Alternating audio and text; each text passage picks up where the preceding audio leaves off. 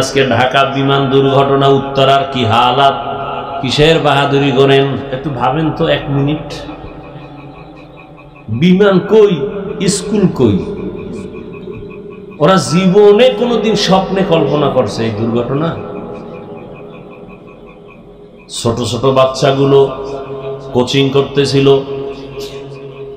কই মা কই সন্তান, কান্না, কেউ লাশের অস্তিত্বই পায় না, কেউ চেহারাও চিনে না।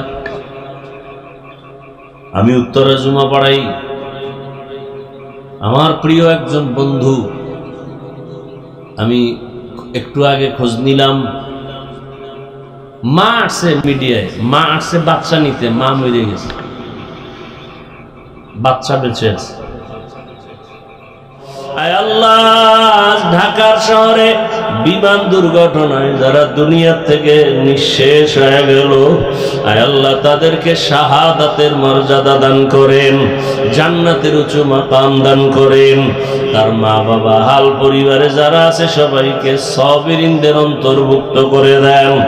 পরিবারে এই সন্তানগুলো যারা হারাইলো এর বিনিময়ে উত্তম নেয়ামত দান করেন। আয় আল্লাহ সবাইকে উত্তম নেয়ামত দান করেন। আরে তুই তালাশ করো ফজরের সময়, জোহরের সময়, আসরের সময়, মাগরিবের সময়, এশার সময়, কিন্তু আমি মাওলা তালাশ করি এমন এক টাইম যে সময় আসমান নীরব, জমিন নীরব, গাছের পাখি ঘুমায়, নদীর মাছ ঘুমায়, ঘরের সবাই ঘুমায় যায়। ওই সময় আমি আল্লাহ আমার মুহাব্বতের বান্দাকে তওবার দরজা দিয়া ডাকি, আলামি মুস্তাগফিরিন ফাগফির আলা, আলামি মুস্তারজিকিন ফারজুকা।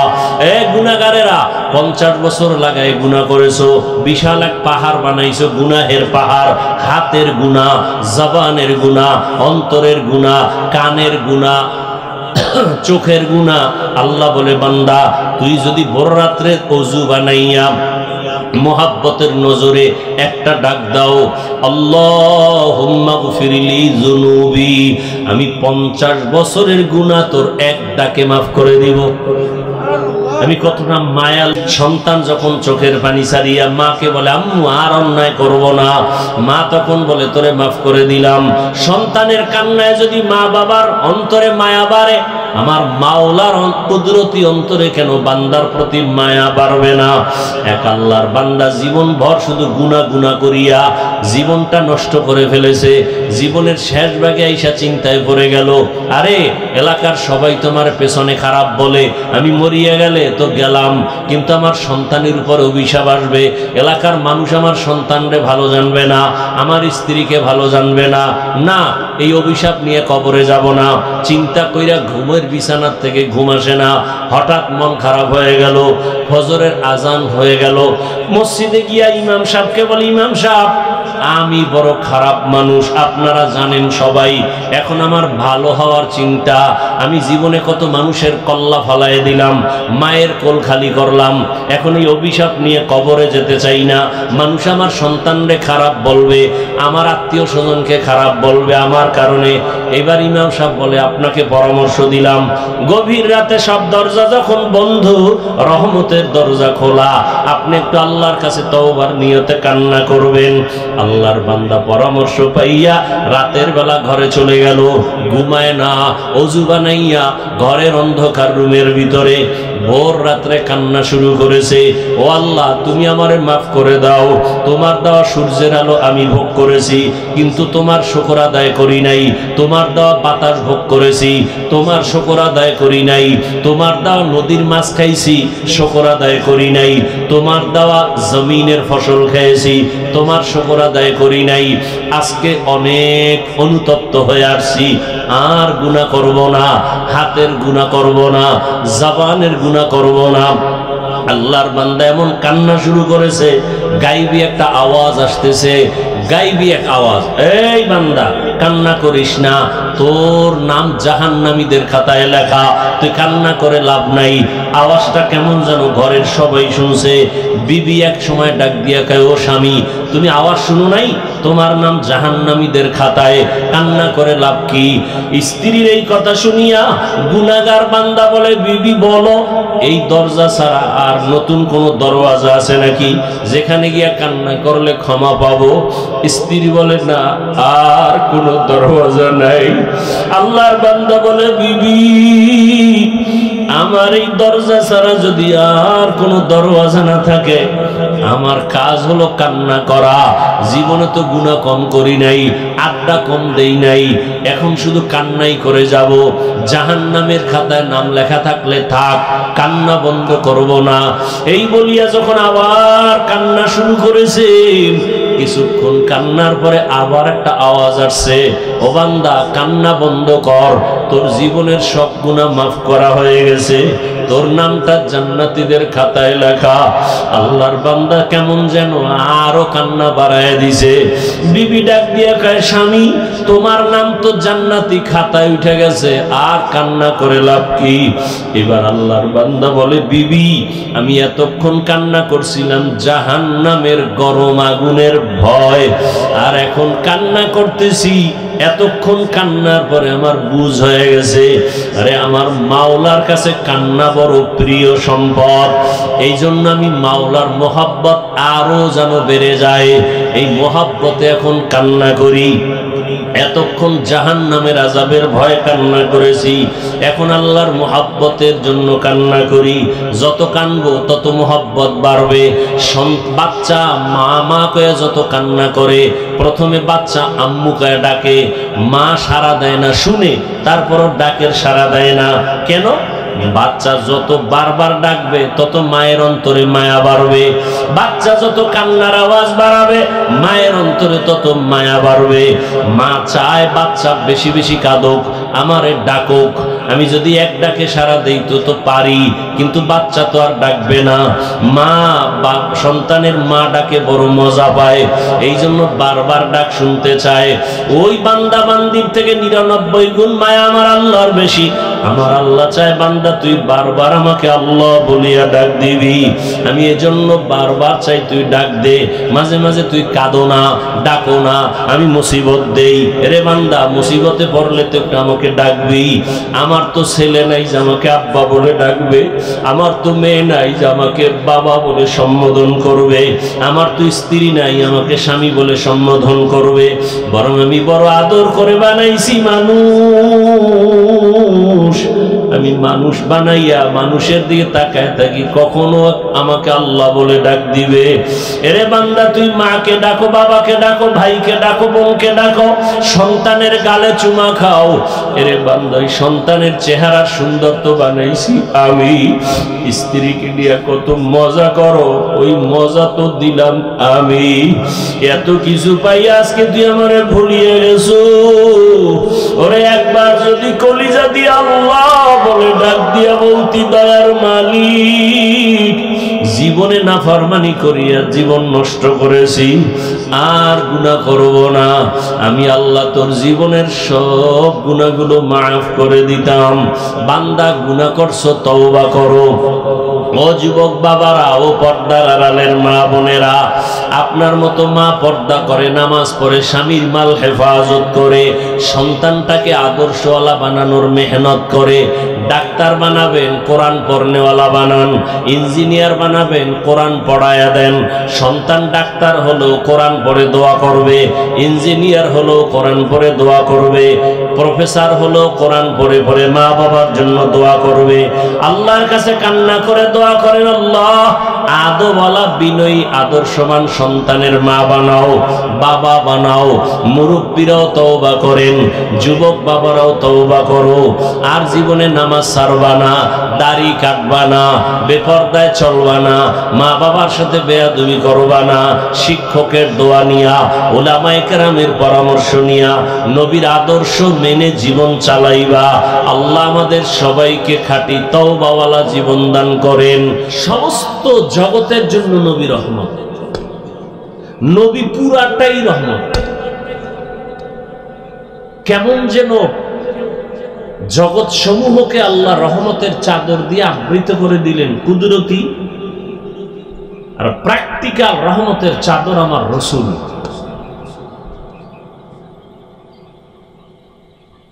রুহের জগতের জন্য রসুল রহমত, দুনিয়ার জগতের জন্য রসুল রহমত, কবর জগতের জন্য রসুল রহমত, হাসরের মাঠে রসুল রহমত, জান্নাতের ভেতরে রসুল রহমত, জাহান্নামের জগতের ভেতরে রসুল রহমত। জান্নাতের জন্য রহমত, জাহান্নামের জন্য রসুল রহমত, এটা কেমন কথা? বুঝার জন্য সময় দিতে হবে, সময় লাগবে, যদিও আজ পারবো না। আমি শুধু এক জগতের জন্য 10-15 মিনিট কথা বলবো, শুধু দুনিয়ার জগতে, তাও এক সাইড নিয়ে। শুধু দুনিয়ার জগতের জন্য রসুল কি রহমত? রসুল দুনিয়ার জগতে নারীদের জন্য আলাদা রহমত, দুনিয়ার জগতে রসুল পুরুষের জন্য আলাদা রহমত, দুনিয়ার জগতে রসুল শিশুদের জন্য আলাদা রহমত, দুনিয়ার জগতে রসুল মুমিনের জন্য আলাদা রহমত, দুনিয়ার জগতে রসুল বেঈমানের জন্য আলাদা রহমত, দুনিয়ার জগতে রসুল পশু পাখির জন্য আলাদা রহমত, দুনিয়ার জগতে রসুল জঙ্গলের প্রাণীদের জন্য, উড়ন্ত পাখিদের জন্য, সমুদ্রের প্রাণীর জন্য নবী রহমত। সব আলাদা আলাদা রহমত। বৃদ্ধ বৃদ্ধা এর জন্য নবী রহমত। রসুল এমন এক সময় পৃথিবীতে আসছেন যে সময় পৃথিবী ছিল নোংরা, পরিবেশ ছিল খারাপ, মানুষগুলো ছিল চরিত্রহীন, লম্পট। কেমন লম্পট, কেমন চরিত্রহীন? পৃথিবীতে ওই সময় তাদের মতো চরিত্রহীন পৃথিবীতে আর কোথাও ছিল না। মক্কার মানুষ যে এত খারাপ ছিল, কত খারাপ! বর্তমান আমাদের চোখের সামনে যেই পরিমাণ পরিবেশ খারাপ দেখি, যে মানুষ মারে মারে, আবার বুকের উপর উঠে লাফায়, আবার পাথর দিয়ে আঘাত করে, এর থেকে আরো খারাপ। বাবা নিজে কন্যা সন্তানকে জবাই করে, জ্যান্ত দাফন করে ফেলে, কন্যা পছন্দ করে না। নারীদেরকে সমাজের অবহেলিত বোঝা মনে করে। প্রত্যেকটা পয়েন্টে পয়েন্টে আমাদের জন্য উপদেশ। আপনাদের এই মাদ্রাসা, পার্শ্বে মসজিদ,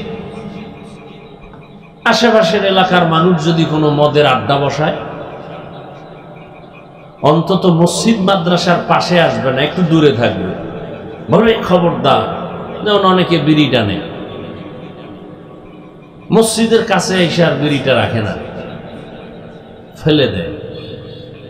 কেউ ভাই তুমি ওখানে গেলে বিড়ি টানলে কেউ মারবে না, পরিবেশ আমাকে নিষেধ করে। তাহলে মানুষ ডানে বামে একটু দূরে অন্যায় করলো, মসজিদ মাদ্রাসার কাছে এসে করতে চায় না, অন্তরে বাধা দেয়। আশেপাশের বাড়িওয়ালারা উল্টাপাল্টা কিছু করলো, মসজিদের পাশে যাদের ঘর এরা একটু সেফ থাকে, হিসাব করে চলে। দুনিয়ার সব মানুষ অন্যায় করবে, উল্টাপাল্টা করবে, মক্কার মতো একটা দামি ঘরের মানুষ, পাশের মানুষ তো একটু হলেও হিসাব করে অন্যায় করবে। অথচ ইতিহাস সাক্ষী, পৃথিবীতে মক্কার মতো চরিত্রহীন লম্পট মানুষ পৃথিবীর আর কোথাও ছিল না। প্রশ্ন বড় জটিল। অন্য জায়গার মানুষের তুলনায় এত বড় দামি বাইতুল্লাহর পাশের মানুষ এত খারাপ কেন? যে বাইতুল্লাহ দেখলেই সওয়াব, যে বাইতুল্লাহর দিকে শুধু তাকায় থাকলেই সওয়াব, যেই বাইতুল্লাহর নাম নিয়ে আল্লাহ কসম করছেন কোরআনে, সেই বাইতুল্লাহর এরিয়ায় ঢুকলে হত্যার আসামি ক্ষমা, ওই এরিয়ায় থাকা অবস্থা পর্যন্ত। সেই মানুষ এত খারাপ কেন? অনেক কথা আমি সংক্ষেপ বলছি। সেই খারাপ অবস্থার মধ্যে রহমতের নবী আসলেন, মানুষগুলো এতটা পরিবর্তন হয়ে গেল। কেমন পরিবর্তন? আল্লাহ বলেন, জিব্রাইল যাও, একটা লিস্টি দিয়ে দিলাম, রহমতের নবীর হাত মোবারকে দাও। লিস্টির মধ্যে যাদের নাম আছে, রহমতের নবী যেন ঘোষণা করেন এরা বিনা হিসাবে জান্নাতি। সুবহানাল্লাহ। না,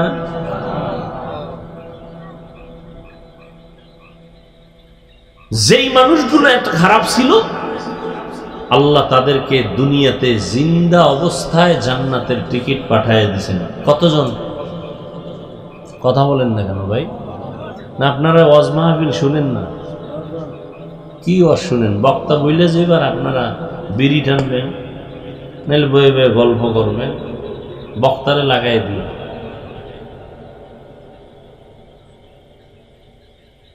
10 জন সাহাবার টিকিট এসে হাজির। এ কথাটার কোনোদিন আপনারা শুনছেন? তাহলে বলেন তো, প্রথম 10 জনার প্রথম কে? বলেন। দ্বিতীয় কে? কষ্ট হয় নামগুলো বলতে। তৃতীয় কে? চতুর্থ কে? আলী। আলী আপনার ছোট ভাই। সুন্দর করে নামগুলো বলবো। এই যে কি বলবো, কথায় অন্যদিকে যায়। মুহররম মাস চলতেছে, কারবালার ঘটনা মসজিদের মাইকে বাজতেছে পুরো মাস। অথচ আমার দুঃখ লাগে, কারবালার ঘটনার মূল ব্যক্তিটার নাম পর্যন্ত সুন্দর করে বলতে পারে না। নাম হলো হোসাইন রাদিয়াল্লাহু আনহু। রাদিয়াল্লাহ তো পরে, হোসাইন নামটাও হইতে পারে না। হোসেন হোসেন হোসেন নাম কয়, হোসেন মানে ছোট ভাই। অন্যায় করলে দোষ নাই, আমি ধরায়া দেই কেন? আমার দোষ। এই যে অন্যায় করতেছে এটা দোষের না, আমি ধরায়া দেওয়াটা এটা দোষ। এই হোসাইন হোসাইন নামটাও বলে নাই। হোসেন হোসেন কয়ে যারা ভক্ত প্রকাশ করতে চায়, বাংলাদেশের প্রত্যেকটাকে যদি ধরে ধরে জিজ্ঞাসা করি, এই হোসেন হোসেন নাম কয়ে যে ভক্তর প্রমাণ দিতে চাও, কারবালায় তিনি গেছেন কেন? জবাব দাও। আম্মাজান আয়েশা রাদিয়াল্লাহু আনহা নিষেধ করছেন, হোসাইন কারবালায় কুফায় যাইও না, তিনি গেলেন কেন? জবাব দাও। একটা হোসেন নামই বলতে পারেনি, ভক্তরা বলতে পারবে না কেন গেছেন, কেউ বলতে পারবে না কেন গেছেন। রসুলের ইন্তেকালের 61 বছর প্লাস এরপরে কারবালার ঘটনা ঘটলো। 61 বছর প্লাস।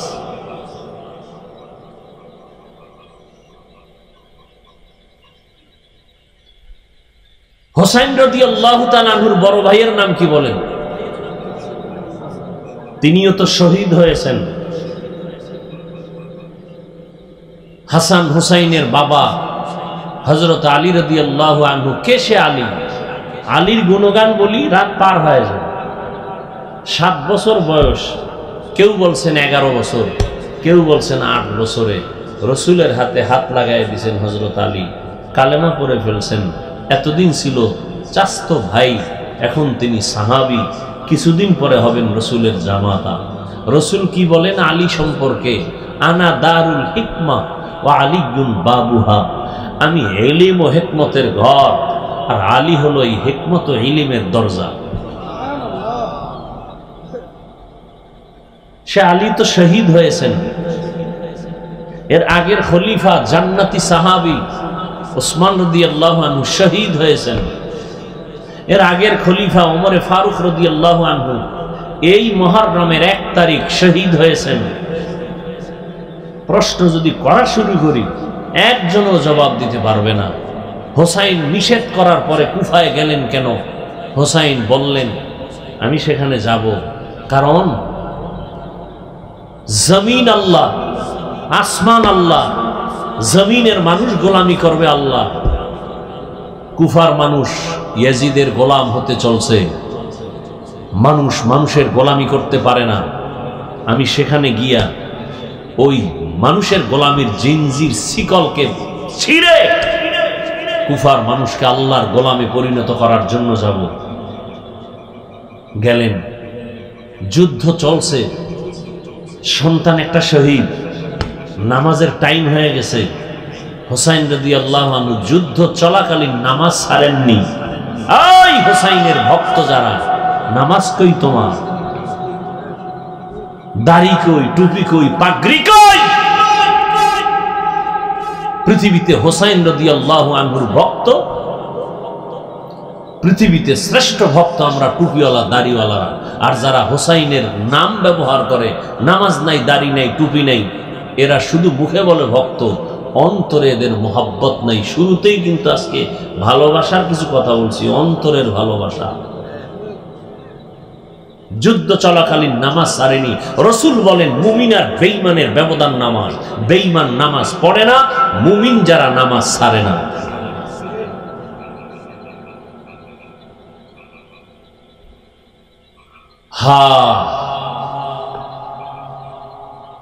রহমতের নবী আসলেন, রাসূলের আদর্শ যখন গ্রহণ করলো, সেই খারাপ মানুষগুলো এখন এতটা দামি,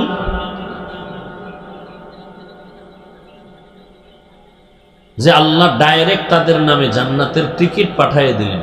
10 জনের নাম ওপেন। কিন্তু এরপরে এরা সুসংবাদ পাইয়া তাদের হালাত কেমন হয়েছে?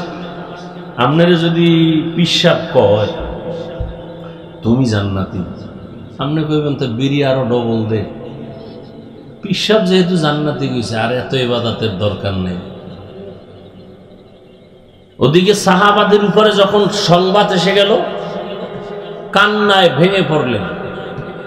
আবু বকরের ইতিহাস মৃত্যু পর্যন্ত কান্না, আল্লাহর আদালতে কি নিয়ে যাব। ওমরের ইতিহাস মৃত্যু পর্যন্ত কান্না, আল্লাহর আদালতে কি নিয়ে যাব। ঈদের দিন রোজা, সবাই আনন্দ করে, ওমর দরজা আটকায় কাঁদতেছে। আবু হুরায়রা প্রশ্ন করলেন, খলিফাতুল মুসলিমিন, আনন্দ বাদ দিয়া কাঁদেন কেন? আনন্দ তো ওই ব্যক্তি করবে যার টেনশন নেই। কথা আপনার কিসের টেনশন? বলে রোজা রাখছি, কবুল হইল কিনা টেনশন।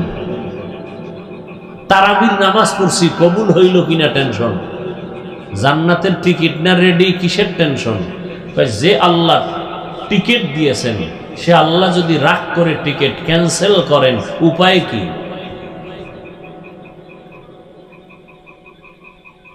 আশেকে রসুল তো তারা, গলায় ছুরি আসবে, দাড়ির মধ্যে অস্ত্র লাগবে না, এরা তো আশেকে রসুল।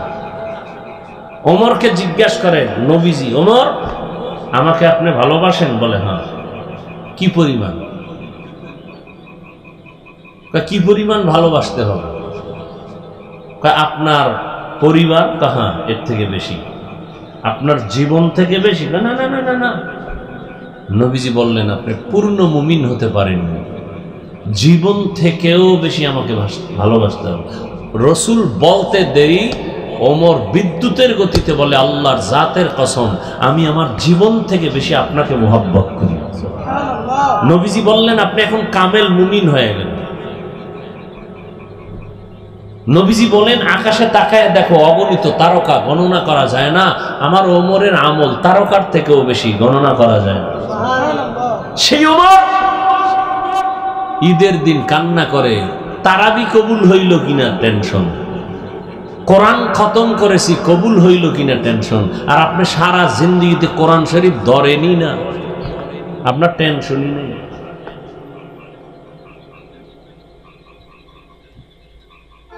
বড় আফসোস, এ কথাগুলো কে বলবে? বলারও মানুষ নাই, শোনার মানুষ নেই, ভুল ধরার মানুষ আছে, লোকমা দেওয়ার মানুষ আছে।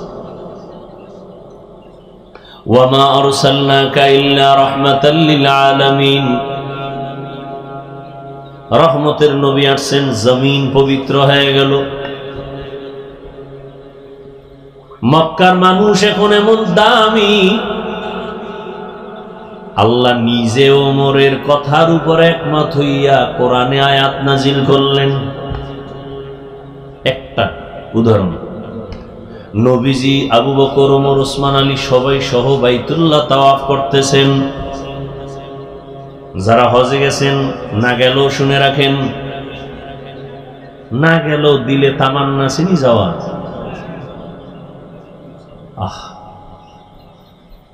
আল্লাহ সবাইকে কবুল করে।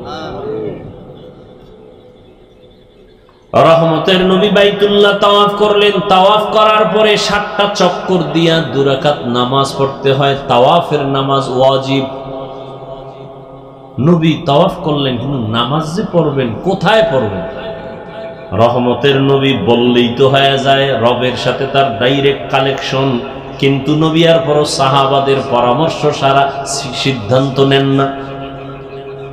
সাহাবায়ে কেরাম আপনারা পরামর্শ দেন, তাওয়াফের নামাজ কই পড়ি? কেউ বলেন ইয়া রাসূলুল্লাহ বাইতুল্লাহর দরওয়াজা বরাবর 2 রাকাত নামাজ পড়ি।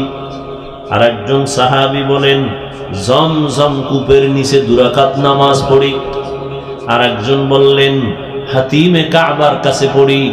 ওমর বললেন ইয়া রাসূলুল্লাহ ইব্রাহিম নবী যেই পাথরের উপরে দাঁড়াইয়া বাইতুল্লাহ নির্মাণ করছেন, ইসমাইল সন্তান সহ, ওটাকে মাকাম ইব্রাহিমই বলে।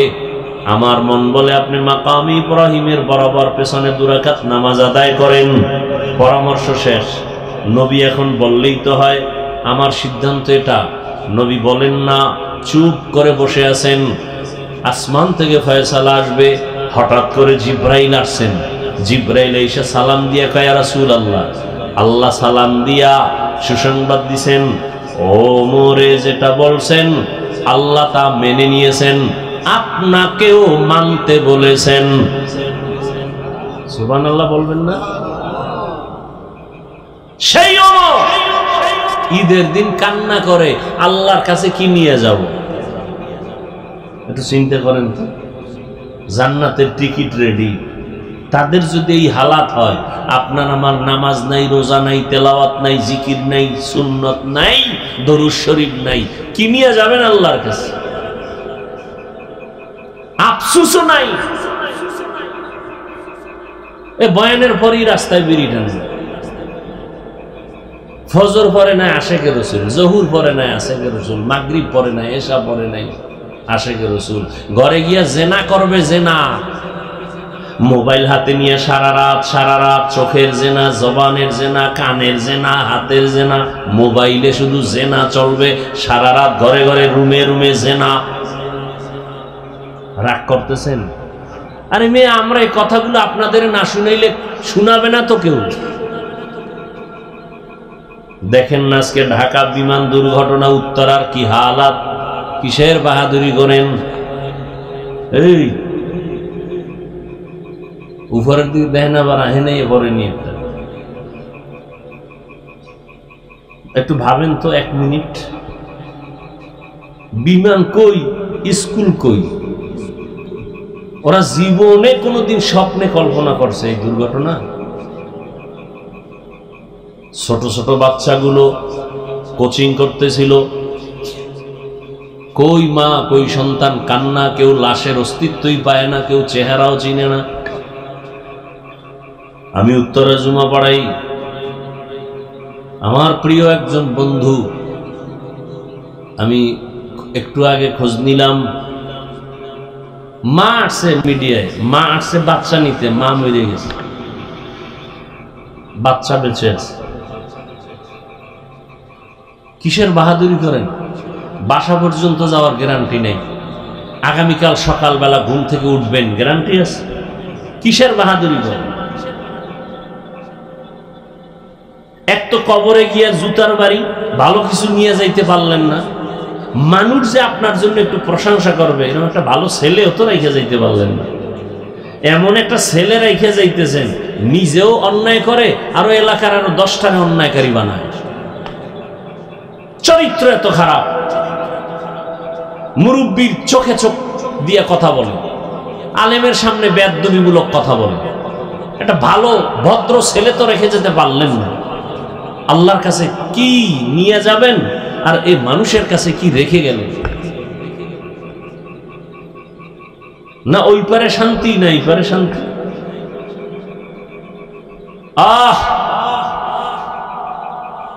যারা আজকে বিমানের এই কবলে পড়ে জমিন থেকে চলে গেল, আল্লাহ তাদেরকে শাহাদাতের মর্যাদা দান করুন। তার মা, আহাল পরিবারে যারা, সবাইকে আল্লাহ ধৈর্য ধারণকারী হিসেবে কবুল করেন। আল্লাহ তাদেরকে উত্তম নিয়ামত দান করেন। দোয়া করা ছাড়া কি করতে পারি? বড় কঠিন হাল।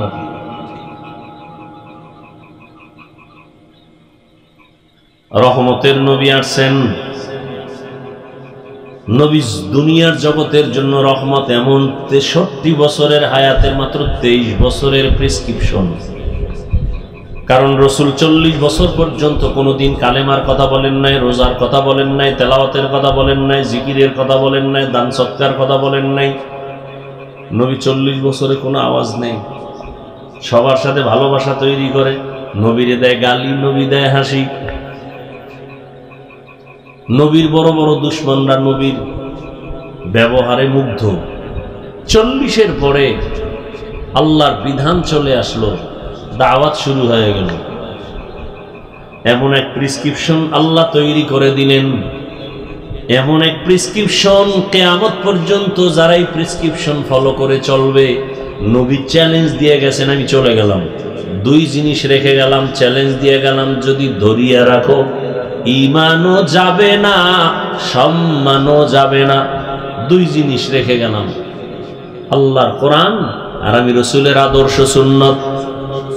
আপনাদের থেকে একটু সংক্ষেপে জিজ্ঞাসা করে জানতে চাই, নবীজির রেখে যাওয়া সুন্নত আদর্শ এটা মানবে কারা? হিন্দুরা, ইহুদি, খ্রিস্টান? আপনারা বলুন তো, রসুলের রেখে যাওয়া সেই আদর্শ মানবে কারা? বলেন, কোন দেশের মুসলমান? শুধু আপনাদের এই নবীনগর বাদ, এই বাঙ্গুরা বাদ। হ্যাঁ, আপনি মানেন না কেন? হ্যাঁ, একটা সমস্যা হতে পারে কি, নবীজির আদর্শ মানতে গেলে ভাল লাগে না, এর থেকে আরো সুন্দর আদর্শ আছে, তাহলে আপনি মানবেন না। আপনি কেন? আমি মানবো না। কেউ যদি এখানে দাঁড়ায় বলেন, এই হাফিজ ভাই বহু ওয়াজ জীবনে করছেন, আজকে আমগো ওয়াজ শুনেন, কি রসুলের আদর্শ থেকে আরো সুন্দর আদর্শ আছে শেখ মুজিবুর রহমানের ভেতরে। আমি আল্লাহকে সাক্ষী রেখে বলছি, আমি রসুলেরটা বাদ দিয়া শেখ সাহেবেরটা নিব। যদি প্রমাণ দিতে পারেন রসুলের থেকে শেখ সাহেবের আদর্শ ভালো। কেউ যদি বলেন, হাফিজ ভাই জিয়াউর রহমান সাহেবেরটা আরো ভালো রসুলের থেকে, আমি রসুলেরটা বাদ দিয়া তারটা নিব, বলার মতো বুকে শক্তি আছে?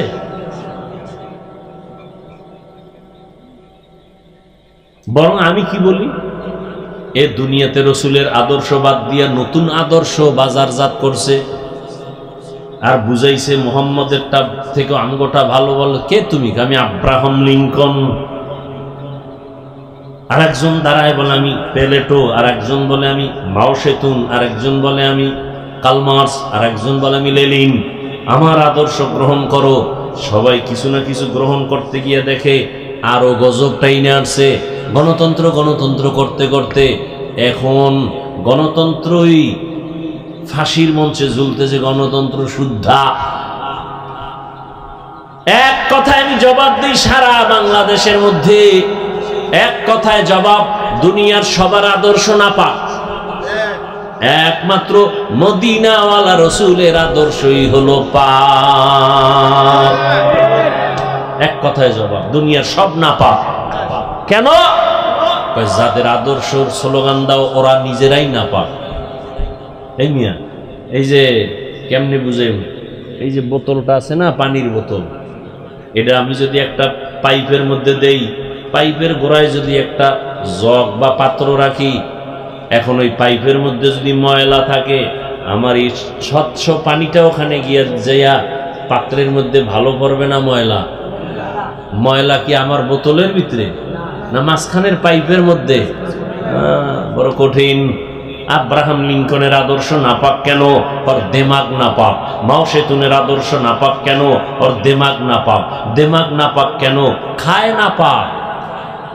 দেখেন না কিছু যত, আমি মাঝে মাঝে বলি আমগো দেশে যত বড় ভিআইপি তত বড় মদখোর। কি 3 বেলা খাইয়ে ওর মদ পান করতে হবে, না হয় চান্দি গরম হবে না। চান্দি গরম না হইলে বউরে মা কইতে পারে না। এরকম জানোয়ার আছে না, বউরে মা কয়, এমনি কয়, তার মার ছিঁড়ে গেছে। যত বড় ভিআইপি তত বড় নেশাখোর। তাহলে খাইয়ে লইয়া দিমাগ না পাক, ও জবানে আর দিমাগ দিয়ে যা বের করে সব না পাক। আর আমার রসুল 63 বছর হায়াতে আমার রসুল কোনদিন একটা মিথ্যা কথা বলেন নাই। পৃথিবীতে দ্বিতীয় আর একজনের নাম কও যে মিছা কয় না। বরং ঘরের মধ্যে বৈশা পাওনাদারে যখন টেলিফোন করে, আমি জমিনে নাই, আছে ঘরের মধ্যে, আমি জমিনে নাই। একদিন ধৈর্য একটারে কইতেছে, তুমি না ঘরে ছিলা, তুমি মিছা কথা কইলে কেন জমিনে নাই? আসলে আমি জমিনে ছিলাম না, খাটের উপরে ছিলাম।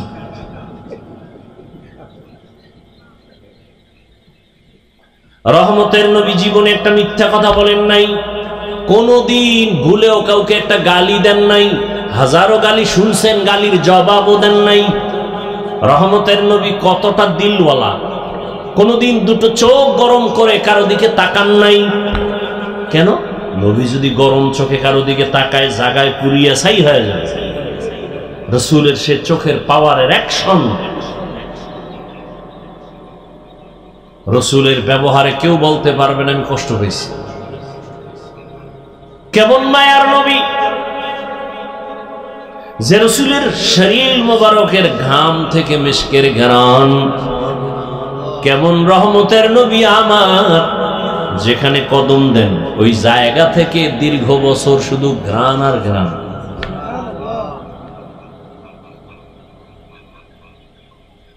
কেমন মায়ার নবী, কেমন দয়ার নবী।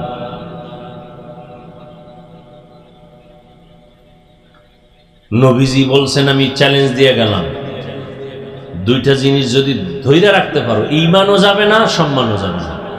১৫০০ বছর পর একটু নজর ঘুরাইয়া দেখেন তো, মহামারী করোনা, স্কুল বন্ধ, কলেজ বন্ধ, চাকরি বন্ধ, ফ্যাক্টরি বন্ধ, দোকান বন্ধ, গাড়ি বন্ধ, করোনা আর করোনা, বাবার করোনা, ছেলে কাছে যায় না, শিক্ষিত কুলাঙ্গারের বাচ্চা মাস্ক লাগাইছে ৩টা, ট্রিপল মাস্ক লাগাইয়া বসে আছে, বাবার কাছে যায় না, করোনা মরণের ভয়। সেই সময় ওই করোনার লাশগুলো আমার দেশের টুপিওয়ালা ওলামায়ে কেরাম নিজেরা কাঁধে নিছেন, গোসল করাইছেন, কাফন পরাইছেন, জানাজা পড়াইয়া ওলামায়ে কেরাম তাদেরকে কবরে রাখছেন। একজন টুপিওয়ালাও করোনায় মরে নাই। ভুলে যায় না ইতিহাস। এজন্যই তো আমি চ্যালেঞ্জ দিয়া বলি, এই জাতির চিরন্তন নিঃস্বার্থ বন্ধু ওলামায়ে কেরাম ছাড়া আর কেউ নাই। ওলামায়ে কেরাম ছাড়া সব চান্দাবাজ আর ধান্দাবাজ। একমাত্র নিঃস্বার্থ এ জাতির বন্ধু ওলামায়ে কেরাম। এই জাতির জন্য এত দামি তারা, নিজের বউ নিয়ে এত পেরেশানি করে না, উম্মত নিয়ে যেই পেরেশানি করে, নিজের ছেলেরে সময় দেই না, মেয়েরে দেই না, ঘরে দেই না, 24টা ঘন্টা উম্মতের পেছনে তাবলিগওয়ালাদের মেহনত, পীর মাশায়েখের মেহনত, মাদ্রাসাওয়ালাদের মেহনত, আলেম ওলামাদের মেহনত, সব সময় এই উম্মতের পিছনে। সরকারি চাকরি করে, বেসরকারি চাকরি করে যারা, ডিউটি 8 ঘন্টা, নিম্নে বেতন 20,000। ঠিক নেই? ইমাম সাহেবের ডিউটি কয় ঘন্টা? কথা কয় না। সত্য কথাটা বলতে এত টেনশন করেন কেন? ইমাম সাহেবের ডিউটি কয় ঘন্টা? 24 ঘন্টা, বেতন কত? ওই যে পাথর মারছে এগো, সেও তো এগো অন্যায় আরো মারাত্মক। 8 ঘন্টা ডিউটি, 20,000 টাকা বেতন, টেবিলের তলে আরো কত মুক্তা টুক্তা তো পায়। আর 24 ঘন্টা ডিউটি, বেতন দেয় 5,000 6,000। তাও ধমক কি? একক তো নামাজ না পড়াইলে ইমামের উপরে রিমান্ড শুরু হয়ে যায়। রিমান্ড। গেছিলেন কই? এরকম বেয়াদব আছে না নাই? আল্লাহ হেদায়েত দান করুন। এরপরেও কোন আলেম কোন ইমাম গালি দেয় না, বরদোয়া করে না, কলিজা ভরে দোয়া করে। কেন?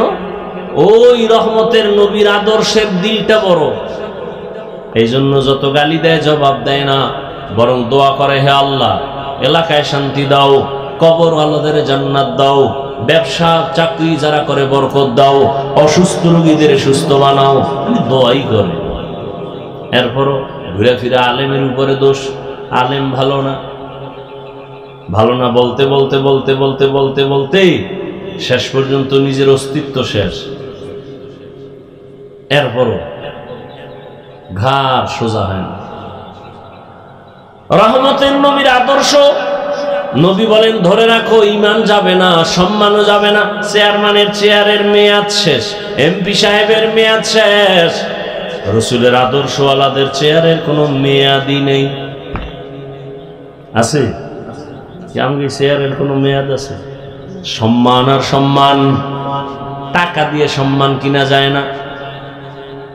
অতএব আমি বলবো বাবা, সারা রাত বয়ান শুনে কি লাভ হবে যদি ফজরের নামাজ ঠিক মতো না হয়? রহমতের নবী বলেন, এ উম্মত এশার নামাজ পড়ে যদি ঘুমাও, আবার ঘুম থেকে উঠিয়া যদি ফজরের নামাজ আদায় করো, ঘুমাইয়া যে সময় কাটাইছো ওই সময়টাও ইবাদতে লেখা হবে।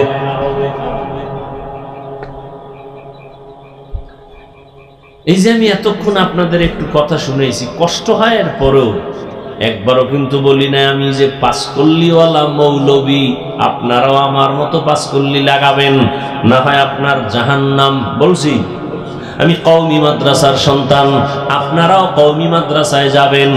একবারও বলি নাই আমি তাবলিগের লাইনের সন্তান, আপনারাও তাবলিগে যেতে হবে। একবারও বলি নাই আমি পীর সাহেবদের মুরিদ, আপনাদেরও যেতে হবে।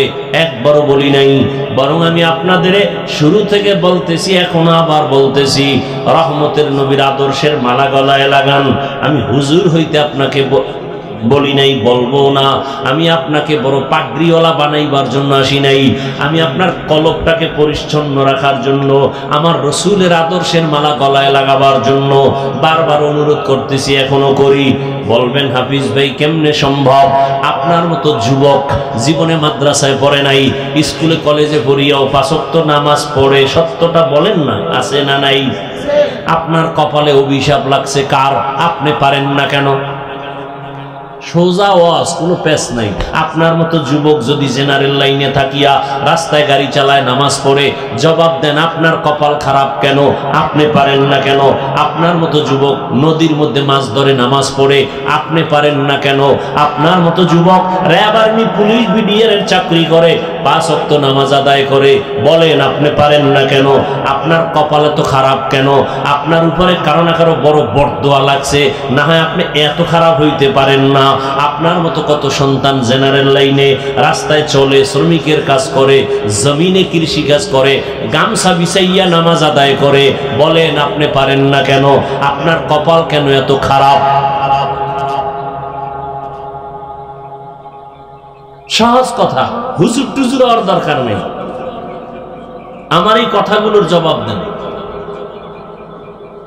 আমিও মুসলমান, আপনিও মুসলমান, আপনার আল্লাহ আমার আল্লাহ এক, আপনার আমার নবী এক, কোরআন এক, কাবা এক, ধর্ম এক, কালেমা এক। দুনিয়াতে আসছি সিস্টেম এক, বিদায়বেলা কাফনের সংখ্যা এক, কালারও এক, কবরের সাইজও এক, কবরের প্রশ্ন 3টা তাও এক। অথচ আপনি কেমন ভিআইপি? আমি টুপি খুলতে চাই না লজ্জা, আর আপনি টুপি দিতে চান না লজ্জা। আপনি কত ভিআইপি মুসলমান? আমি দাড়ি কাটতে চাই না লজ্জা পাই, আর আপনি কেমন ভিআইপি মুসলমান যে দাড়ি রাখতে চান না লজ্জা পান? আপনাকে দাড়ির জন্য কত বয়ান দিতে হয়, এরপরও রাখতে চান না। নামাজের জন্য কত বয়ান দিতে হয়, নামাজ পড়তে চান না। তাহলে আপনি কোন লাইনের মুসলমান, আমি কোন লাইনের মুসলমান? আসলে কি আমি ভুলে আছি নাকি আপনারা ভুলে আছেন? হিসাবটা তাড়াতাড়ি মিলায় নেন, আগামীকাল এই টাইমে বেঁচে থাকার গ্যারান্টি নাই। আরে মনের শখ মিটায় গুনাহ তো কম করেন নাই, মনে চাইছে শখ লাগছে পার্কে যাবেন, দৌড় মনে শখ লাগছে মাইয়া নিয়ে আড্ডা দিবেন, দিছেন, মনে শখ লাগছে নামাজে যাবেন না, যান নাই, মনে শখ লাগছে দাড়ি কাটবো, কেটে ফেলেছেন। আর কত শখ, এখনো কি শখ মিটে নাই? আর কত বছর দাড়ি কাটলে শখ মিটবে? আর কত বছর মাইয়ার চরিত্র নষ্ট করলে শখ মিটবে? আর কত বছর পার্কে পার্কে গুন্ডামি করলে মনের ঝাল মিটবে? এরপরে তওবা করবেন, হায়াতের বাকি কত বলেন। ও পর্দার আড়ালের মা বোনেরা, আপনার মতো কত মা কত বোন এই অঞ্চলে আছে, এখনো ৫ ওয়াক্ত নামাজ পড়ে, স্বামীর মাল হেফাজত করে, মোবাইলে সময় নষ্ট করে না? নাই? বাকি আম্মা জানেরা বলেন আপনারা কেন পারেন না? কপাল কেন এত খারাপ? আল্লাহর আদালতে কি নিয়ে যাবেন? রহমতের নবী উম্মতি উম্মতি করে জীবন কাটাইলেন, কিয়ামতের ময়দানে উম্মতের জন্য কান্না করবেন, আর সে উম্মতের অন্তরে কোনো দরদি নাই। ও যুবক বাবা, মনের জাল মিটায় তো গুনাহ কম করলেন না? বাবার কাছে গিয়ে কয় টাকা দাও মোবাইল কিনবো, দেয় না, বাবারে মেরে ফেলায়। মায়ের কাছে টাকা চায়, না দিলে মায়ের উপরে গালি, কত ঝগড়া, কত বেয়াদবি। রসুলের আদর্শ ছাড়া জমিনে শান্তি আসবে না, যতই চালাকি করেন। ইসলাম ছাড়া জমিনে শান্তি আসবে না। শিয়ালের হাতে মুরগি আমানত দিয়া আমানত থাকে না, শিয়ালে সব ধ্বংস করে। দুর্নীতিবাজ, চান্দাবাজ আর ধান্দাবাজ যারা, চরিত্রহীনের কাছে যদি মাদ্রাসা মসজিদের চাবি দেন, জাতির ভাগ্য নির্ণয়ের চাবি দিয়ে দেন, জীবনে জাতির কপাল খুলবে না, জীবনে খুলবে না, অশান্তি বাড়তেই থাকবে। আহা, একটা কুকুর আর একটা কুকুরের এই পরিমাণ আক্রমণ করে না, একটা মানুষ হইয়া কেমনে মানুষের এভাবে মারে? রসুলের আদর্শ যদি থাকতে এমনটা হওয়ার কোনো সুযোগ ছিল না। রসুলের আদর্শ কত সুন্দর। এই কোরবানির সময় যে গরু জবাই দাও, নবীজির আদর্শ কত সফট। কয় তুমি একটা গরুর সামনে আরেকটা গরু জবাই দিও না, কারণ আরেকটা দেখলে কষ্ট পাবে। একটা পশুর কষ্ট রসুল নিষেধ করছেন, আর সেই মানুষ পশুর থেকেও খারাপ হয়ে গেছে। বড় আফসোস রে বাবা, বালিশে মাথা লাগায় একটু চিন্তা করিও, যখন বাতিটা নিবায়া দাও, নিজের রুমের দরজা আটকায়া দাও, তখন রুমের মধ্যে তুমি ছাড়া কেউ নাই, অন্ধকারে তোমার হাতে মোবাইল, তুমি মোবাইল দেখা দেখা কত জেনা করো, চোখের জেনা, জবানের জেনা, অন্তরের জেনা, হাতের জেনা। তুমি যখন মোবাইলটা ছাইরা ঘুমে যাও, তোমার অন্তরে কি ভয় লাগে না যে ঘুমের মধ্যে যদি আজরাইল আসিয়া পড়ে উপায় কি হবে? ও আমার যুবক বাবারা, তোমার মতো কত যুবক স্কুলে দেখো, ঢাকা কলেজে যাও, মাথায় পাগড়ি, বড় দাড়ি, কলেজে ক্লাস করে, মনে হয় যেন বড় মসজিদের খতিব। ও বাবা, তুমি কোন মসজিদে নামাজ পড়াও? আমি আরবি জানি না। এই হালাত কেন? বলে একজন আলেমের দোয়া, একজন আল্লাহর ওলির দোয়া পাইছি, মা বাবায় দোয়া দিছে, এখন আমি এই অবস্থায় কলেজে ক্লাস করি। কলেজের মধ্যে ছেলে মেয়ে নায়িকা আছে, শিক্ষক শিক্ষিকা আছে, কিছু বলে না? না বলে না। শিক্ষকেরাও দোয়া করে, শিক্ষিকারাও দোয়া করে। ক্লাসের ছেলেরা মাঝে মাঝে কয় চল বন্ধু একটু আড্ডাখানায় যাব, চল অমুক জায়গায় ঘুরে আসবো। আমি তখন ইস্তেগফার পড়ি, আরে ওরা তো কত গুনাহ করবে, আমি কেমনে করব? আল্লাহর কুদরত, ইস্তেগফার পড়তে না পড়তে দেখি আমার ক্লাসের মেয়েরা, ওরা আমাদের পক্ষ হইয়া জবাব দিয়া কয় ওরা একটু আল্লাহর পথে আছে, ওদের সাইরা দে, ওদের নিয়ে টানাটানি করিস না। তখন আর ওরা আমাদের নিয়ে বাড়াবাড়ি করে না। আমরা আমাদের পথে এভাবে চলি। আমরা কলেজে ক্লাস করি, পাগড়ি খোলা লাগে না। আমরা ঢাকা কলেজে ক্লাস করি, আমাদের দাড়ি কাটা লাগে না। এ নাই ও ব্যবসায়ী বাবারা, আপনার মতো কত ব্যবসায়ী ব্যবসা করে, নামাজ ছাড়ে না, শাটার বন্ধ করে মসজিদে চলে যায়। কিয়ামতের ময়দানে আল্লাহ তাকে জিজ্ঞাসা দাঁড় করায় বলবে, এই বেঈমান, তোর পাশের ব্যবসায়ী নামাজ ছাড়ে নাই, তুই ছাড়লি কেন? হুজুর বাদ দেন মিয়া। আপনার লাইনের লোক যখন দাঁড় করাবে কি জবাব দিবেন? আপনার পাশের ব্যবসায়ী নামাজ পড়ছে, ব্যবসা করছে, আপনি পারলেন না কেন? কি জবাব দিবেন আল্লাহর কাছে? সাহাবায়ে কেরাম এত সুন্দর আমল, এত সুন্দর তাকওয়া, যাদের উপরে আল্লাহ খুশি হইয়া জান্নাতের টিকিট দিয়ে দিলেন, তারা এরপরও কান্না করেছেন। আবু বকরের কান্না, ওমরের কান্না, ওসমানের কান্না, আলীর কান্না। আরে হুসাইন রাদিয়াল্লাহু আনহু রাসূলের কত আদরের। একদিন বাবা হযরত আলীকে বলে, এই আব্বু, আপনি আমি হুসাইনরে ভালোবাসেন? হযরত আলী হ্যাঁ বাসি। আমার বড় ভাই হাসান রে ভালোবাসেননি? বাসি। আমার আম্মু ফাতেমারে ভালোবাসেননি? বাসি। আমার নানাজিরে ভালোবাসেননি? হ। আল্লাহ রে? আল্লাহরও ভালো। আব্বু আপনার অন্তর কয়টা? কয়েকটা। এক অন্তরে এতজনের ভালোবাসার মানে কি? অন্তর একটা, জায়গা দিছেন কতজন? বড় কঠিন হালাত। ও আমার যুবক বাবারা, চোখের সামনে দেখায় দিলাম, আমরা রসুলের আদর্শ মানতে গিয়ে টুপি পরছি, কোনো পীর সাহেবের গোলামি করি না, আমরা কোনো পীরের গোলামি করি না। রসুলের আদর্শের মহব্বতে দাঁড়িয়ে রাখছি, কোনো পীর সাহেবের কথায় দাঁড়িয়ে রাখিনি। বরং রসুলের মহব্বত এতটা অন্তরে ঢুকাইছি যে দাড়ি, টুপি, পাগড়ি রসুলের আদর্শের বাইরে পীর সাহেব যদি যায়, পীর সাহেব তালাক। আমার রসুল আসল। কি? আমার রসুল আসল। আমার রসুলের আসল মাইনা পীর। আমার রসুলকে ঠিক রেখা মা, আমার রসুলকে ঠিক রেখা বাবা, আমার রসুলকে ঠিক রেখা আমার আউলিয়া, আমার রসুলকে ঠিক রেখা আমার ওস্তাদ।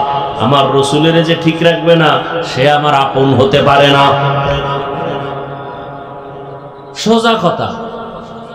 কই রসুলের আদর্শ মানার কারণে সম্মান তো কমে নাই। রসুলের আদর্শ মানার কারণে কই আমগত মানুষ চেয়ারম্যানের চেয়ারের মেয়াদ শেষ, কই আমগত মেয়াদ শেষ নাই, বরং সম্মান আর সম্মান। করোনার সময় সব বন্ধ, কোরআনের একটা ফ্যাক্টরিও বন্ধ হয় নাই, মাদ্রাসাও বন্ধ হয় নাই, মসজিদ বন্ধ হয় নাই, না খাইয়া কোনো হুজুরেরাও মরে নাই।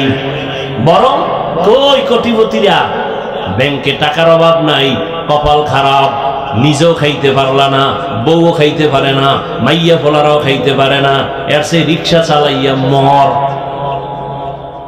এই টাকার মাস্তানি করে লাভ কি? 10 তলা বিল্ডিং কইরা জঙ্গলে জঙ্গলে ঘুরতেছে, কেমন সান কপাল। ওই বিল্ডিং এ গিয়ে আরামে ঘুমাইতে পারবে না। এর সে খেরের ঘরে ডাল ভর্তা দিয়ে খাইয়া ঘুমানো অনেক শান্তি। দুনিয়া দুনিয়া কি পাইলা বাবা? যারা দুনিয়া দুনিয়া করে এরা দুনিয়াও পায় না, আখিরাতও পাইল না, সব শেষ। এখনো সময় আছে। আল্লাহ কয় আমি তো দরজা বন্ধ করি নাই। ওয়া ইযা সাআলাকা ইবাদি আন্নী ফাইন্নী করিব উজিবু দাওয়াতাদ দাঈ ইযা দাআন ফালইস্তাজিবু লি ওয়া লিউমিনু বি লাআল্লাহুম ইয়ারশুদুন। ও বান্দা, তুই আমারে কোথায় তালাশ করো? আরে তুই তালাশ করো ফজরের সময়, জোহরের সময়, আসরের সময়, মাগরিবের সময়, এশার সময়, কিন্তু আমি মাওলা তালাশ করি এমন এক টাইম যে সময় আসমান নীরব, জমিন নীরব, গাছের পাখি ঘুমায়, নদীর মাছ ঘুমায়, ঘরের সবাই ঘুমায় যায়। ওই সময় আমি আল্লাহ আমার মুহাব্বতের বান্দাকে তওবার দরজা দিয়া ডাকি, আলামি মুস্তাগফিরিন ফাগফির আলা, আলামি মুস্তারজিকিন ফারজুকা। এ গুনাহগারেরা, 50 বছর লাগায় গুনাহ করেছো, বিশাল এক পাহাড় বানাইছো, গুনাহের পাহাড়। হাতের গুনাহ, জবানের গুনাহ, অন্তরের গুনাহ, কানের গুনাহ, চোখের গুনাহ। আল্লাহ বলে বান্দা, তুই যদি বড় রাত্রে ওযু বানাইয়া মুহাব্বতের নজরে একটা ডাক দাও, আল্লাহুম্মা গফিরলি যুনুবি, আমি 50 বছরের গুনাহ তোর এক ডাকে মাফ করে দিব। আমি কতটা মায়াল। সন্তান যখন চোখের পানি ছাড়িয়া মাকে বলে আম্মু আর অন্যায় করব না, মা তখন বলে তোরে মাফ করে দিলাম। সন্তানের কান্নায় যদি মা বাবার অন্তরে মায়া বাড়ে, আমার মাওলার কুদরতি অন্তরে কেন বান্দার প্রতি মায়া বাড়বে না? এক আল্লাহর বান্দা জীবন ভর শুধু গুনাহ গুনাহ করিয়া জীবনটা নষ্ট করে ফেলেছে। জীবনের শেষ ভাগে আইসা চিন্তায় পড়ে গেল, আরে এলাকার সবাই তোমার পেছনে খারাপ বলে, আমি মরিয়া গেলে তো গেলাম, কিন্তু আমার সন্তানের উপর অভিশাপ আসবে। এলাকার মানুষ আমার সন্তানরে ভালো জানবে না, আমার স্ত্রীকে ভালো জানবে না, না এই অভিশাপ নিয়ে কবরে যাব না। চিন্তা কইরা ঘুমের বিছানার থেকে ঘুম আসে না। হঠাৎ মন খারাপ হয়ে গেল, ফজরের আজান হয়ে গেল। মসজিদে গিয়া ইমাম সাহেবকে বলি, ইমাম সাহেব আমি বড় খারাপ মানুষ, আপনারা জানেন সবাই, এখন আমার ভালো হওয়ার চিন্তা, আমি জীবনে কত মানুষের কল্লা ফালায় দিলাম, মায়ের কোল খালি করলাম, এখন এই অভিশাপ নিয়ে কবরে যেতে চাই না। মানুষ আমার সন্তানরে খারাপ বলবে, আমার আত্মীয় স্বজনকে খারাপ বলবে আমার কারণে। এবার ইমাম সাহেব বলে, আপনাকে পরামর্শ দিলাম, গভীর রাতে সব দরজা যখন বন্ধ, রহমতের দরজা খোলা, আপনি একটু আল্লাহর কাছে তওবার নিয়তে কান্না করবেন। আল্লাহর বান্দা পরামর্শ পাইয়া রাতের বেলা ঘরে চলে গেল, ঘুমায় না, ওযু বানাইয়া ঘরের অন্ধকার রুমের ভিতরে ভোর রাত্রে কান্না শুরু করেছে। ও আল্লাহ, তুমি আমারে মাফ করে দাও, তোমার দেওয়া সূর্যের আলো আমি ভোগ করেছি কিন্তু তোমার শুকর আদায় করি নাই, তোমার দেওয়া বাতাস ভোগ করেছি, তোমার শুকর আদায় করি নাই, তোমার দেওয়া নদীর মাছ খাইছি, শুকর আদায় করি নাই, তোমার দেওয়া জমিনের ফসল খেয়েছি, তোমার শুকর আদায় করি নাই। আজকে অনেক অনুতপ্ত হয়ে আসছি, আর গুনাহ করব না, হাতের গুনাহ করব না, জবানের গুনাহ করব না। আল্লাহর বান্দা এমন কান্না শুরু করেছে, গাইবি একটা আওয়াজ আসতেছে, গাইবি এক আওয়াজ, এই বান্দা কান্না করিস না, তোর নাম জাহান্নামীদের খাতায় লেখা, তুই কান্না করে লাভ নাই। আওয়াজটা কেমন যেন ঘরের সবাই শুনছে। বিবি এক সময় ডাক দিয়া কয়, ও স্বামী, তুমি আওয়াজ শুনো নাই? তোমার নাম জাহান্নামীদের খাতায়, কান্না করে লাভ কি? স্ত্রীর এই কথা শুনিয়া গুনাহগার বান্দা বলে, বিবি বলো, এই দরজা ছাড়া আর নতুন কোন দরওয়াজা আছে নাকি যেখানে গিয়া কান্না করলে ক্ষমা পাবো? স্ত্রী বলে, না, আর কোন দরওয়াজা নাই। আল্লাহর বান্দা বলে, বিবি আমার এই দরজা ছাড়া যদি আর কোন দরওয়াজা না থাকে, আমার কাজ হলো কান্না করা। জীবনে তো গুনাহ কম করি নাই, আড্ডা কম দেই নাই, এখন শুধু কান্নাই করে যাব। জাহান্নামের খাতায় নাম লেখা থাকলে থাক, কান্না বন্ধ করব না। এই বলিয়া যখন আবার কান্না শুরু করেছে, কিছুক্ষণ কান্নার পরে আবার একটা আওয়াজ আসছে, ও বান্দা কান্না বন্ধ কর, তোর জীবনের সব গুনাহ মাফ করা হয়ে গেছে, তোর নামটা জান্নাতীদের খাতায় লেখা। আল্লাহর বান্দা কেমন যেন আরো কান্না বাড়ায় দিছে। বিবি ডাক দিয়া কয়, স্বামী তোমার নাম তো জান্নাতি খাতায় উঠে গেছে, আর কান্না করে লাভ কি? এবার আল্লাহর বান্দা বলে, বিবি আমি এতক্ষণ কান্না করছিলাম জাহান্নামের গরম আগুনের ভয়, আর এখন কান্না করতেছি, এতক্ষণ কান্নার পরে আমার বুঝ হয়ে গেছে, আরে আমার মাওলার কাছে কান্না বড় প্রিয় সম্পদ। এই জন্য আমি মাওলার মোহাব্বত আরো যেন বেড়ে যায়, এই মোহাব্বতে এখন কান্না করি। এতক্ষণ জাহান্নামের আযাবের ভয় কান্না করেছি, এখন আল্লাহর মোহাব্বতের জন্য কান্না করি। যত কানবো তত মোহাব্বত বাড়বে। বাচ্চা মা মা কয়ে যত কান্না করে, প্রথমে বাচ্চা আম্মু কয়ে ডাকে, মা সাড়া দেয় না শুনে, তারপরও ডাকের সাড়া দেয় না কেন? বাচ্চা যত বারবার ডাকবে তত মায়ের অন্তরে মায়া বাড়বে, বাচ্চা যত কান্নার আওয়াজ বাড়াবে মায়ের অন্তরে তত মায়া বাড়বে। মা চায় বাচ্চা বেশি বেশি কাঁদুক, আমারে ডাকুক, আমি যদি এক ডাকে সাড়া দেই তো পারি, কিন্তু বাচ্চা তো আর ডাকবে না। মা সন্তানের মা ডাকে বড় মজা পায়, এই জন্য বারবার ডাক শুনতে চায়। ওই বান্দা বান্দির থেকে 99 গুণ মায়া আমার আল্লাহর বেশি। আমার আল্লাহ চায় বান্দা তুই বারবার আমাকে আল্লাহ বলিয়া ডাক দিবি। আমি এজন্য বারবার চাই তুই ডাক দে, মাঝে মাঝে তুই কাঁদো না, ডাকো না, আমি মুসিবত দেই। রে বান্দা মুসিবতে পড়লে তো আমাকে ডাকবি।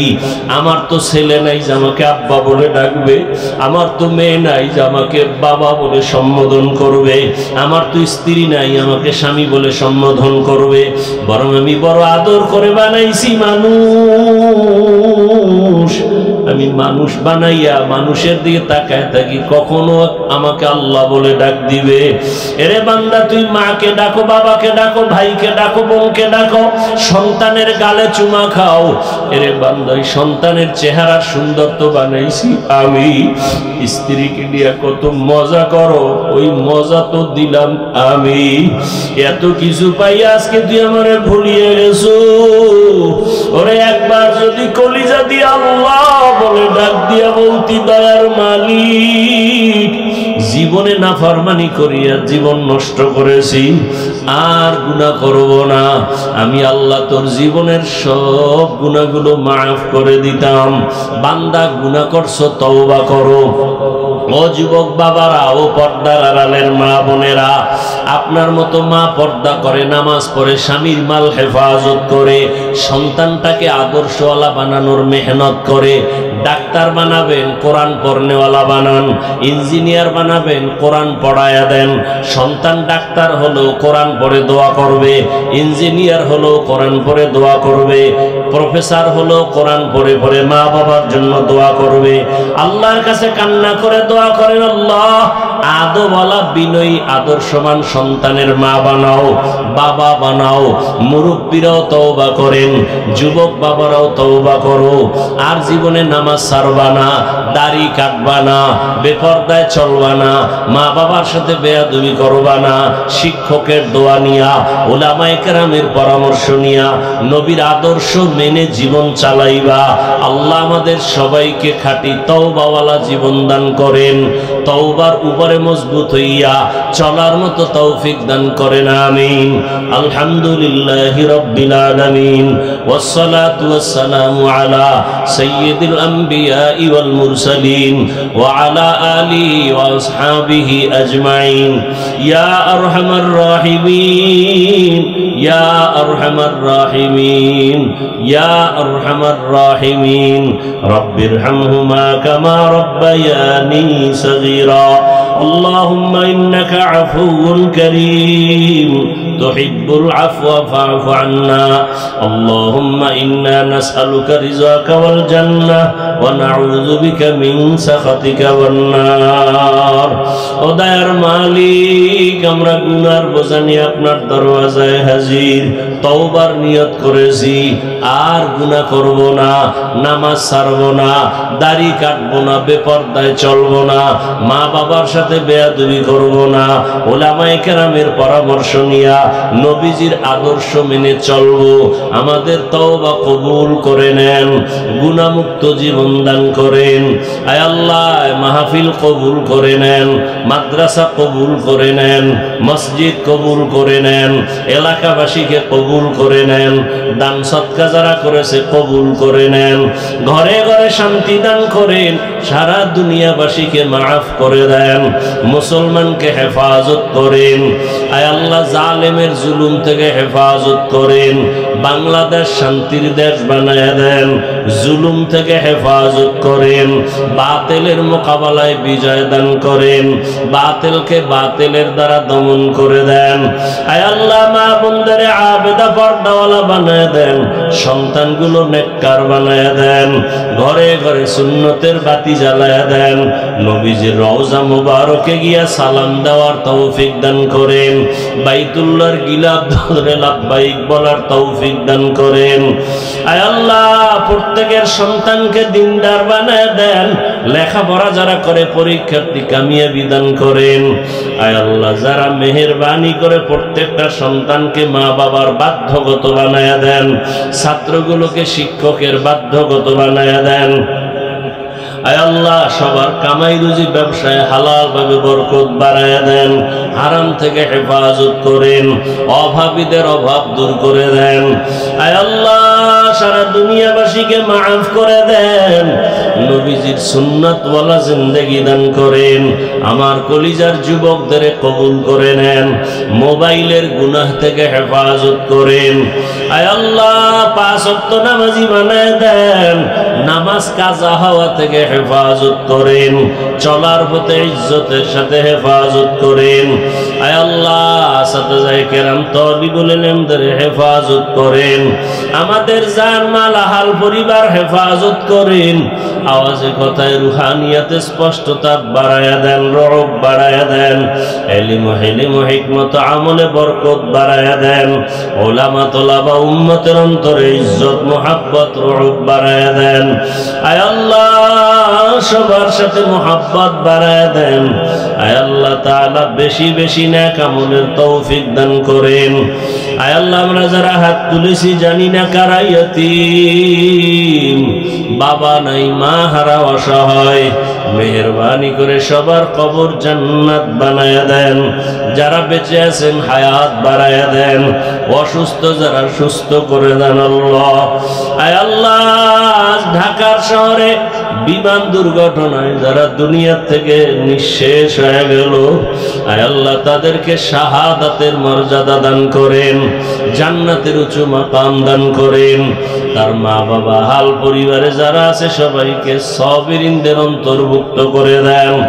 পরিবারে এই সন্তানগুলো যারা হারাইলো এর বিনিময়ে উত্তম নিয়ামত দান করেন। আয় আল্লাহ সবাইকে উত্তম নিয়ামত দান করেন, উত্তম নিয়ামত দান করেন। আয় আল্লাহ আমার কলিজার প্রত্যেকটা যুবকের দিনদার বানায়া দেন, 5 ওয়াক্ত নামাজি বানায়া দেন, নামাজ কাজা হওয়া থেকে হেফাজত করেন। নবীজি সাহাবায়ে কেরামদের আদর্শওয়ালা আমাদের বানায়া দেন, গুনাহের প্রতি ঘৃণা জমায়া দেন, নারীদের ফিতনা খেদমতের ফিতনা থেকে হেফাজত করেন। আয় আল্লাহ আমাদের হায়াতে বরকত বাড়ায়া দেন। আম্বিয়ায়ে কেরাম, সাহাবায়ে কেরাম, শুহাদায়ে কেরাম, আউলিয়ায়ে কেরাম, আসাতিজায়ে কেরামদের মাকাম জান্নাতে উঁচু বানায়া দেন।